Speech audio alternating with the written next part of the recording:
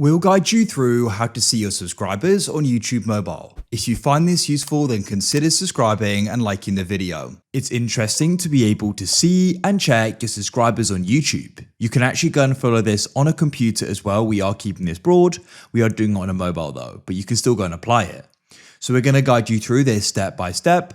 Make sure it's this full guide and don't skip ahead. Otherwise, you may go and miss an important part of this. So without any other further ado, let's get started. So we don't actually do this in the YouTube app. So what we need to do is just go and close out of it.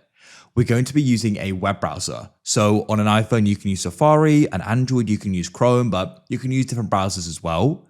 I'm going to open up the browser on this phone, which is Safari. As I said, it doesn't matter.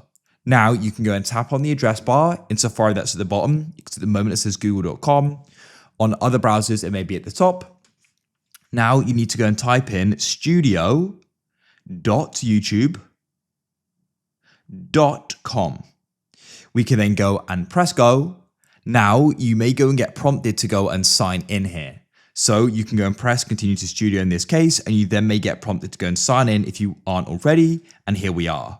Now what you need to do is come and zoom in by pinching and come to the top right and find your profile icon and tap there. And you can go and press switch account. And you can then go and make sure you switch the account you want to do it. So I'll go and tap on it. We can then go and press continue to studio again. And then you're going to be brought here. And on the main dashboard here, you're going to see the option recent subscribers. And you can then go and see the option at the bottom, see all, and you can go and tap there. And you can then go and see them.